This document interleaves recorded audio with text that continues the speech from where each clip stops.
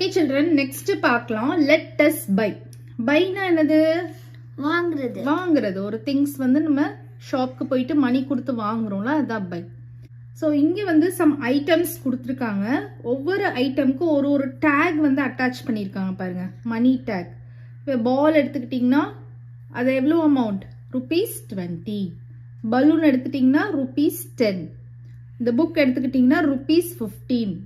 curd எடுத்துக்கிட்டிங்கன்னா ₹28. pencil ₹3. biscuits ₹5. this bottle ₹55. crayon box ₹20. orange bag ₹30. pen ₹10.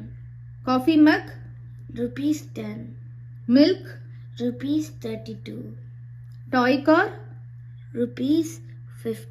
So இந்த மாதிரி ஒவ்வொரு ஐட்டமும் எவ்வளோ அமௌண்ட் அப்படின்னு நமக்கு கொடுத்துருக்காங்க.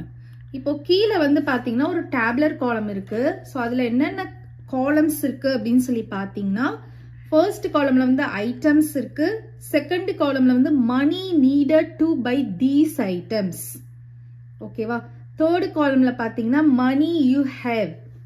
ஃபோர்த் காலம்ல வந்து பார்த்தீங்கன்னா money left or more money needed, ஓகேவா. இப்போ ஃபர்ஸ்ட் காலம்ல வந்து ஃபர்ஸ்ட் என்ன கொடுத்துருக்காங்கன்னு பாருங்க, புக் பிக்சரும் கர்ட் பிக்சரும் கொடுத்துருக்காங்க. ஸோ புக்கோட அமௌண்ட் எவ்வளவு? ₹15.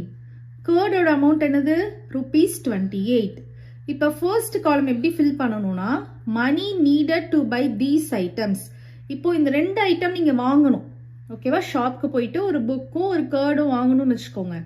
புக்கோட விலை வந்து எவ்வளவு? புக்கோட காஸ்ட் வந்து எவ்வளவு? 15. கர்டோட காஸ்ட் எவ்வளவு? 28.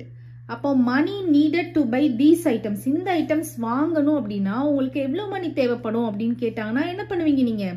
இந்த ரெண்டு மணியும் நம்ம ஆட் பண்ணி பார்க்கணும், ஓகேவா. இப்போ நார்மலாக நீங்கள் ஒரு ஷாப்க்கு போறீங்க, ஓகேவா. ஒரு பலூன் வாங்குறீங்க, பலூனோட அமௌண்ட் வந்து ₹5. பலூனோட காஸ்ட் வந்து ₹5ன்னு வச்சுக்கோங்க. பாலோட காஸ்ட் வந்து ₹10 அப்படின்னு வச்சுக்கோங்க.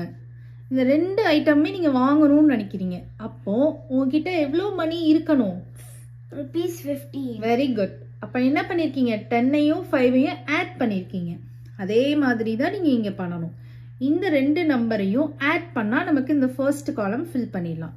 அதே மாதிரி தான் நீங்க இந்த ப்ராடக்ட்டுக்கும் பண்ணணும், இந்த ஐட்டமுக்கும் பண்ணணும், ஓகேவா. ஃபர்ஸ்ட் நம்ம ஃபர்ஸ்ட் காலம் ஃபினிஷ் பண்ணிடலாம், அப்போ உங்களுக்கு ஈஸியா இருக்கும். இப்போ 15ஐயும் 28ஐயும் நம்ம ஆட் பண்ணுவோம். ஸோ ஃபர்ஸ்ட் 15 போட்டுக்கோங்க, 28 போட்டுக்கலாம். அடிஷன் அப்படின்றது